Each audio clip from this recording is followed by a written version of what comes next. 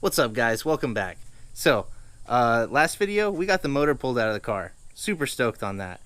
In this video, I'm going to start moving some stuff over from the red car. Namely, I'm going to be moving most of the AC components in the bay, and I think I'm going to get the subframe swapped over today as well. So, before I get started on any of that, I'm going to go ahead and pressure wash all the components in the red car.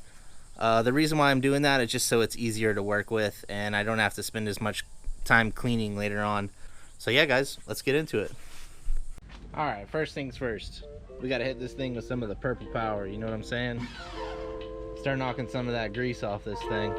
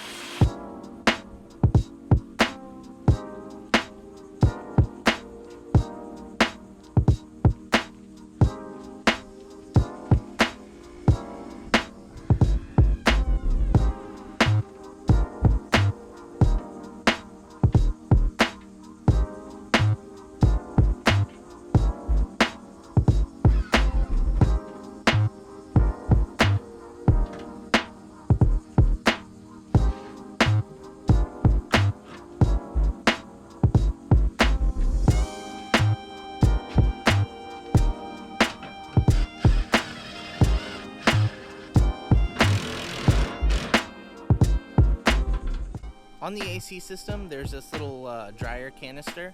The old one that came with this black car, I actually found this little bracket for it. I think I used to have it for my car, but I'm not sure what happened to it. You guys already know what I'm about to do. I'm going to cut off the part of the bracket that I don't need, the part that used to mount to the battery tray, and I'm going to scuff it up and hit it with some black spray paint.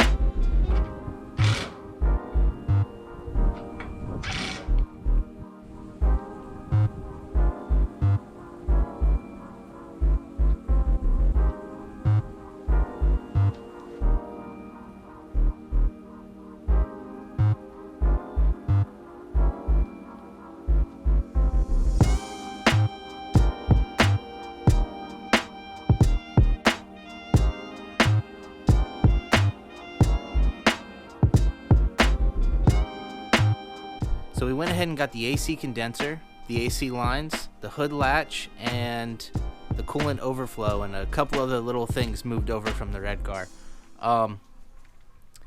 It looks like it's about to rain, so that's all the work I can really do on the red car today. I went ahead and covered it up. Anyways, moving right along. I'm not going to let the rain stop me. Although I can't work outside anymore on the old car, we're going to keep on hammering some stuff out today. I'm going to go ahead and drop the subframe and all the suspension components. Go ahead and get that out of the way.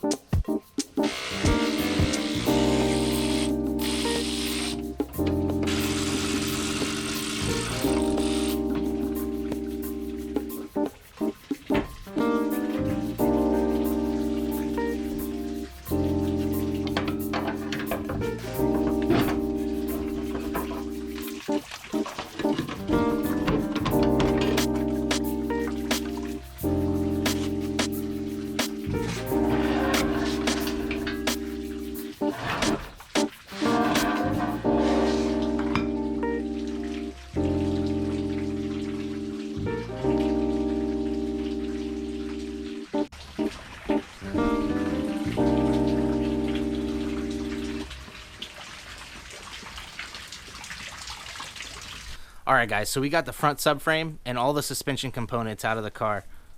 There's only a couple steps left before we can get this SR20 in. I gotta pull the subframe and the suspension components out of the red car, and I gotta hammer the heck out of the transmission tunnel.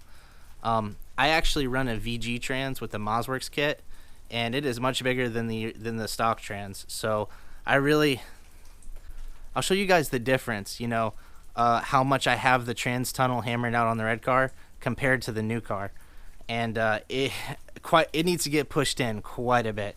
Some of you guys might cringe at this, but I actually do this even for the stock transmissions. There's not a lot of room in that trans tunnel, and if you have anything other than stock motor mounts, it's really difficult to tilt the motor back far enough to actually get that trans in and out.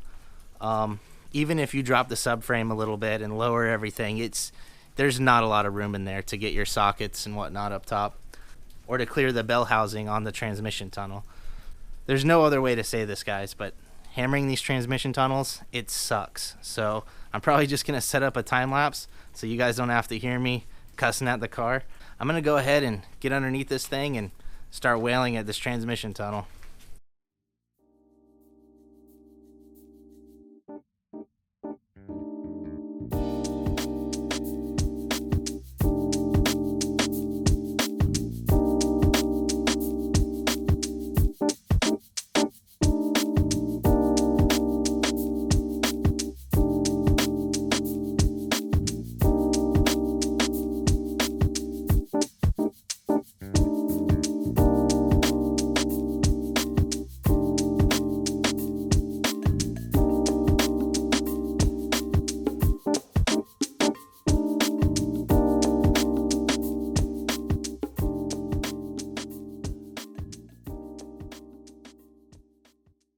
Alright guys, I'm done hammering away at that trans tunnel.